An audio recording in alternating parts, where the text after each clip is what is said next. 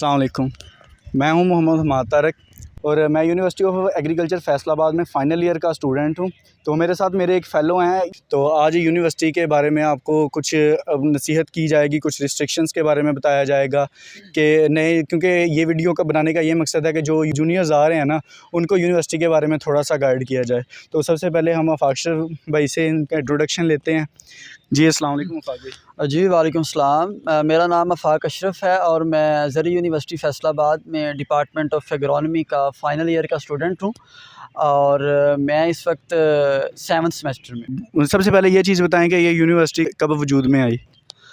जी ज़री university Faisalabad जो है ये 1906 के अंदर कायम हुई, जब ब्रिटिश का यहाँ राज था सब कंटिनेंट के अंदर।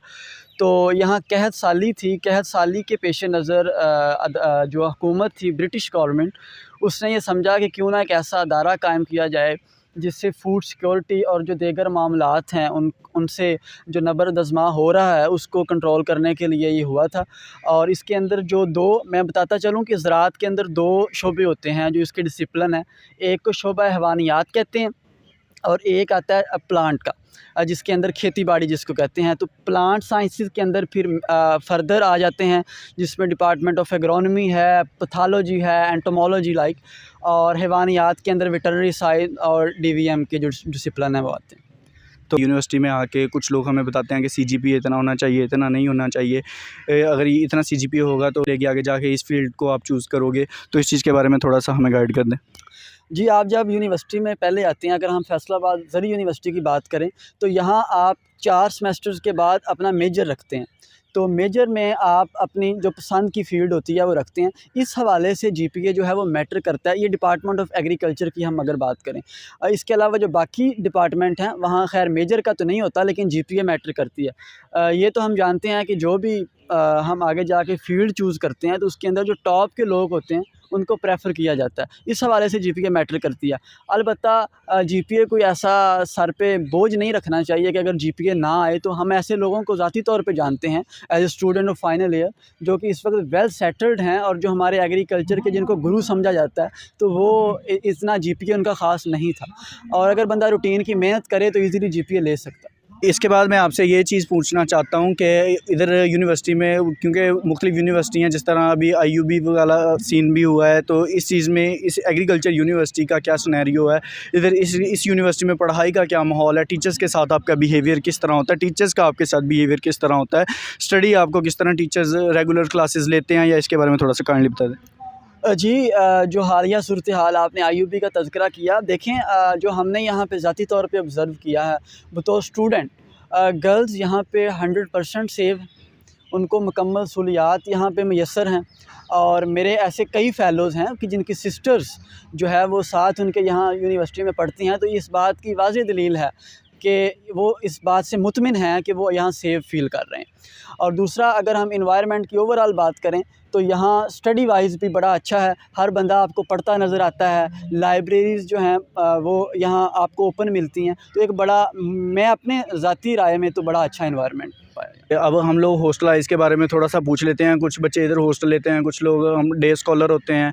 तो जो हॉस्टलाइज़ हैं उनके लिए इधर क्या-क्या चीज़ें होती हैं? उनको रूम में क्या सिस्टम होता है और क्या-क्या फैसिलिटीज़ उनको प्रोवाइड की जाती हैं? क्या हॉस्टल हमें इधर लेना चाहिए, नहीं लेना चाहिए? इसके बारे में भी थोड़ा गाइड करें। ज़री यूनिवर्सिटी फैसलाबाद एक ऐसा मोतबर अदारा है, आप इसकी स्टैट चेक कर लें। पूरे पाकिस्तान में वाहिद अदारा जहाँ गर्ल्स की रेशो हॉस्टल्स में सबसे ज़्यादा है वो ज़री यूनिवर्सिटी फैसलाबाद है। इस हवाले से, और दूसरा ये एक बड़ा प्रेस्टीजियस अदारा है, गवर्नमेंट का अदारा है, पब्लिक अदारा है। तो यहाँ पे आपको, अगर आप हॉस्टल लें तो आपको यूनिवर्सिटी हॉस्टल देती है। वहाँ आपको तकरीबन जो बेसिक प्रिविलेजेस हैं वो सारी मिलती हैं। मिसाल के तौर पर आपको रूम अच्छे मिल जाते हैं, उनकी निस्बतन हालत अच्छी होती है और उनके ऊपर काम हो भी रहा है, वो बेहतर हो भी रहे हैं। साथ में आपको वाईफ़ाई मिलती है और आपका जो इकनॉमिक होता है, जो खाना होता है, वो भी आपको अच्छे दामों सस्ता इकनॉमिकली आपको मिल जाता है। तो सारी सहूलियात हैं और स्टडी वाइज़ भी अच्छा इन्वायरमेंट है। आप फ्रेंड्स के साथ बैठ के अच्छा पढ़ भी सकते हैं, ख़ास तौर पे हॉस्टल लाइफ। ठीक हो गया, ये बात होगी। अच्छा, जब हम लोग भी, जैसा कि आप जानते हैं कि हम लोग आए थे स्टार्ट में, हर यूनिवर्सिटी में हम लोग कहते हैं कि कुछ लोग बताते हैं कि जी यूनिवर्सिटी में जाके रैगिंग होती है, स्टूडेंट्स को तंग किया जाता है, सीनियर्स नए आने वाले बच्चों को तंग करते हैं। तो इस चीज़ के बारे में इस यूनिवर्सिटी में रैगिंग के हवाले से क्या सीन है? इधर रैगिंग की जाती है या नहीं की जाती, इसके बारे में थोड़ा बताएँ? ज़री यूनिवर्सिटी फैसलाबाद अपने जो स्टूडेंट्स हैं उनको बड़ा एम्पावर करता है। अगर मैं कहूँ आपने जो जिस तरह बात की स्टूडेंट्स को तंग करने वाली हो, ऐसा अभी तक मैंने खुद नहीं ऑब्ज़र्व किया। अगर ऐसा कोई होता भी है तो स्टूडेंट डायरेक्टली कंप्लेन कर सकता है। डीएसए बड़ा एक्टिव है, वो आपको हर हाल में मदद करता है और बड़ा अच्छा गाइड करता है। आपने हर चीज़ के बारे में बता दिया है कि यूनिवर्सिटी का माहौल कैसा है, इधर पढ़ाई का सिस्टम कैसा है। तो एक चीज़ और कि टीचर्स का जो है स्टूडेंट के साथ बिहेवियर किस तरह का होता है, क्योंकि कई यूनिवर्सिटीज़ में हमने सुना है कि टीचर्स का स्टूडेंट के साथ रूड बिहेवियर होता है, वो स्टूडेंट को एज अ स्टूडेंट नहीं लेते। तो इधर इस तरह का क्या सीन है, इसके बारे में थोड़ा बताएँ? देखिए असातिज़ा के साथ जो ताल्लुक़ है, जहाँ तक आप बात कर रहे हैं, ये कॉलेज और स्कूल लेवल से ज़रा डिफरेंट होता है। जो टीचर हैं वो आते हैं, आपको लेक्चर डिलीवर करते हैं, उनके पास मार्क्स होते हैं। ये जो चीज़ है ये टीचर्स को पावर देती है। उनके पास सेशनल मार्क्स होते हैं, जिसकी वजह से स्टूडेंट जो है उसको टीचर के साथ ज़्यादा इन कॉन्टैक्ट रहना पड़ता है। तो जहाँ तक यूएफ की बात है, डिपार्टमेंट ऑफ एग्रोनॉमी की बात करें या मेजर से पहले माइनर में, तो यहाँ का जो स्टाफ़ है सारा ज़्यादातर फ़ॉरेन क्वालिफ़ाइड है और बड़े अच्छे उस्ताद हैं। उनके अगर हम अप्रोच करें उनको ऑफ़िसेज़ में भी, तो बड़ा अच्छा गाइड करते हैं। अलबत्ता कुछ टीचर, मैं ये कहूँगा ज़रूर, रूड होते हैं, उनका बिहेवियर आपके साथ अच्छा नहीं होता और वो आपको उस तरह से गाइड नहीं भी करते जिस तरह आप चाहते हैं। भाई, जब हम लोग इधर यूनिवर्सिटी में आए थे स्टार्ट में, तो हमें कुछ सीनियर्स के अपने पॉइंट ऑफ व्यू ये थे कि आप वन नाइट स्टडी करें इधर यूनिवर्सिटी में, साथ साथ पढ़ाई करने की ज़रूरत नहीं होती। आप लोग इधर यूनिवर्सिटी लाइफ को एंजॉय करें, वन नाइट स्टडी करें, उसी में आप लोग सब कुछ कर लेते हैं कि जी 3.5 आ जाती है वन नाइट स्टडी में। तो इस चीज़ के बारे में थोड़ा सा गाइड करें कि क्या वन नाइट स्टडी में हम लोग कर सकते हैं मैनेज, या फिर हम साथ साथ लेके चलें, उस वो चीज़ हमें ज़्यादा बेनिफिट देगी या वन नाइट स्टडी ज़्यादा बेनिफिट देती है? देखें, if student have a long term goals, he should must pay attention on study right way. ऐसा है कि कोई भी बंदा जो ये चाहता है कि वो आगे जाके अपने जो उसका शोबा है उसका एक टॉप की पोजीशंस पे जाए, अपने आप को रोशनास करवाए, तो उसके लिए उसको चाहिए कि वो मेहनत करे। तो उसको जीपीए जो है वो बिल्कुल मैटर करता है। 3.8 3.9 ईज़िली आ जाता है अगर बंदा डेली पढ़े। जहाँ तक बात रही वन नाइट की, तो वन नाइट, जी हाँ, वन नाइट वो स्टूडेंट करे जो ये चाहता है कि मैं पासिंग मार्क्स लूँ। अगर पासिंग मार्क्स की हद तक है तो भाई फिर आप वन नाइट पढ़ लें, मैं कह सकता हूँ कि आप पास हो जाएँगे। लेकिन वन नाइट का मतलब ये नहीं कि आप वन नाइट पढ़ के आप इतने हैं आलिम फाजिल कि आप 3.89 ले लेंगे, ऐसा नहीं होगा। इफ़ाक भाई, हम लोग यूनिवर्सिटी में आ जाते हैं, स्टडी के अलावा इधर और को करिकुलर एक्टिविटीज़ के क्या सिस्टम है इधर? फ़र्ज़ किया हम लोग आते हैं, हम लोगों ने स्टडी से हट के भी किसी चीज़ की तरफ जाना होता है। कई बच्चों को कुछ पैशन होता है कि कंटेंट राइटिंग की तरफ जाना है, या उन्होंने वो ऑनलाइन अर्निंग वगैरह का इधर सिस्टम सीखना होता है, या फ़ोटोग्राफ़ी की तरफ जाना होता है, या कई बच्चों को होता है एथलेटिक्स वगैरह में जाना है, कोई गेम्स वगैरह जॉइन करनी है। तो उसके बारे में थोड़ा सा बताएँ कि इधर यूनिवर्सिटी में इस तरह का सिस्टम है या नहीं है? देखिए, अलॉन्ग विद एकेडेमिया जब आप अपनी क्लासेस लेते हैं, आपको असाइनमेंट्स लिखनी होती हैं, आपको प्रेजेंटेशंस देनी होती हैं और आपका ये होता है कि आपने ज़्यादा से ज़्यादा मार्क्स लेने हैं। तो उसके साथ-साथ यूनिवर्सिटी में एक बाकायदा एनवायरनमेंट है, जिसके अंदर आपको जो हमारा एक अदारा है यूनिवर्सिटी का बड़ा, जिसको सीनियर ट्यूटर ऑफिस कहते हैं, तो उसके ज़रिए तमाम बहुत से आ जाते हैं, जिसमें क्विज़ क्लब कह लें, राइटिंग सोसाइटी है, वाईपीडीसी है, और फिर इसके अलावा हमारे यहाँ स्पोर्ट्स डायरेक्टोरेट ऑफ स्पोर्ट्स बना हुआ है, जिसके अंदर आप अपने जो जिसके अंदर आपका इंटरेस्ट है, जिस गेम के अंदर उसको शो कर सकते हैं और नेशनल लेवल पे आप ख़ुद को रोशनास करवा सकते हैं। अगर आप क्विज़ क्लब में हैं तो आप क्विज़ में भी जाके पाकिस्तान लेवल पे किसी अच्छे अदारे में अपने आप को मनवा सकते हैं, आप खेलों में मनवा सकते हैं। जहाँ आपका इंटरेस्ट है यकीनन आप शो कर सकते हैं अलॉन्ग विद एकेडमी। जी, ये होगी, हमने तकरीबन यूनिवर्सिटी के बारे में हर चीज़ के बारे में पूछ लिया है। उसके अलावा हम लोग एक इन सब चीज़ों से हट के एक उनको रिस्ट्रिक्शंस वगैरह के चीज़ से उनको बताना चाहिए कि यूनिवर्सिटी में आकर ये काम करना है या नहीं करना। उसके बारे में, जिस तरह के फ़र्स्ट सेमेस्टर के स्टूडेंट आते हैं, हम भी फाइनल ईयर में आ गए हैं। हमारी यूनिवर्सिटी के स्टार्ट में जब करियर का स्टार्ट था, उधर भी कुछ सीन इस तरह के हुए कि बॉयज़ जो हैं गर्ल्स के चक्कर में पड़ जाते हैं। तो ये इस सिस्टम के बारे में थोड़ा सा गाइड करें कि इधर इंक्वायरीज़ वगैरह का क्या सीन है, इधर इस चीज़ की तरफ जाना चाहिए, नहीं जाना चाहिए, तो इसके बारे में बताएँ। देखिए, जब बंदा यूनिवर्सिटी में आता है तो वो तकरीबन मैच्योर होता है, क्योंकि वो अपनी एफएससी प्री मेडिकल या नॉन मेडिकल करके आया होता है। तो उसके बाद उसको मैच्योर होना चाहिए और मैच्योर साबित करना चाहिए ख़ुद को, ऐसी एक्टिविटीज़ में नहीं पढ़ना चाहिए। अलबत्ता जो एनवायरनमेंट है ये आपको बड़ा एंजॉय भी करवाता है, आप अच्छे अच्छे फ्रेंड्स बनाते हैं, आप जो है वो बाहर सैर व तफरीह के लिए भी जा सकते हैं, पूरा शहर भी विज़िट कर सकते हैं। तो मैं ये समझता हूँ कि आप अगर राइट वे इन चीज़ों को लेके चलें तो आप इनको यकीनन एंजॉय करेंगे।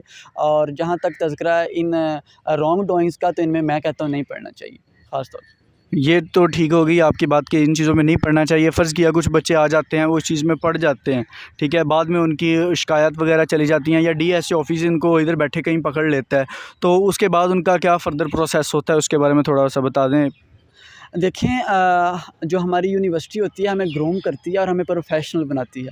मैंने पहले भी कहा कि हमें इन चीज़ों में नहीं पढ़ना चाहिए। उसके लॉन्ग टर्म इफ़ेक्ट्स होते हैं, वो इस तरह कि अगर कोई बंदा इन रॉन्ग डूइंग्स में पाया जाता है तो डीएसए जो है वो पावर रखता है कि उसको वो यूनिवर्सिटी से भी निकाल सकते हैं। इसके अलावा उसकी जो डिग्री होती है वो भी दाँव पे लग सकती है। मैं यहाँ ये बताना ज़रूरी समझूँगा कि कोई भी बंदा जिसको थोड़ा बहुत भी जुर्माना कह लें हो जाए यूनिवर्सिटी के अंदर, या उसको ऐसी रॉन्ग डूइंग्स में पाया जाए, तो वो कभी भी यूनिवर्सिटी के अंदर एज़ ए एम्प्लॉय नहीं आ सकता। तो ये कितना बड़ा धचका है, तो हमें क्यों अपने इस कैरियर को दाँव पे लगाना चाहिए।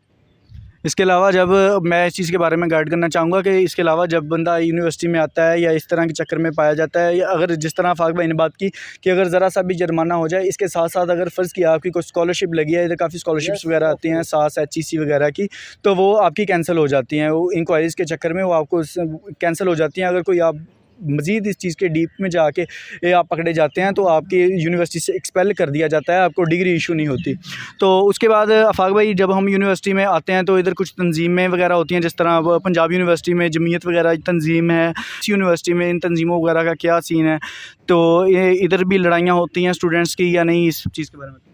देखें, थ्रू आउट द कैरियर मेरा फाइनल ईयर है, मैंने अभी तक यहाँ कोई ऐसा लड़ाई नहीं देखी। हो सकता है कि हमसे पहले कभी कोई इक्का-दुक्का वाक़यात हुए हों, अभी तक तो ऐसा नहीं हुआ। दूसरी गलत गाइडलाइंस की बात हुई तो उसका तंज़ीम से किसी को तल्लुक़ नहीं जोड़ सकते हम। वो कोई एक इंडिविजुअल भी आपको गलत गाइड कर सकता है। हमें ये खुद समझना होगा कौन बंदा हमें गलत गाइड करता है। जाते जाते एक हम लोग क्वेश्चन ये पूछना चाहते हैं कि थ्रू आउट द कैरियर जिस तरह के हमारा कॉलेज वगैरह था, स्कूल था, तो हमारे कुछ टीचर्स फेवरेट बन जाते हैं, कोई किसी वजह से, कोई किसी वजह से। तो इधर आपका यूनिवर्सिटी में आके कोई ना कोई टीचर फेवरेट होंगे, कोई हो सकता है कि एक से ज़्यादा टीचर आपके फेवरेट हों, तो इस चीज़ के बारे में बताएं कि आपके कौन से डिपार्टमेंट से कौन सा टीचर आपका फेवरेट है। देखिए, यूनिवर्सिटी में तकरीबन सारे टीचर्स ही अच्छे होते हैं, इसमें फेवरेट वाला क्या सीन है? नहीं, कुछ ना कुछ तो होता है ना कि कोई बात आपको किसी की चीज़ की पसंद आ जाती है। कोई तो टीचर होता है कि हर बच्चे का कोई ना कोई टीचर फेवरेट होता है। तो इस चीज़ के बारे में डिपार्टमेंट के हिसाब से, स्टडी के हवाले से, कोई करिकुलर एक्टिविटीज़ के हवाले से, तो हर बंदे का कोई ना कोई बंदा फेवरेट हो जाता है टीचर आके इधर, कोई उसके बारे में।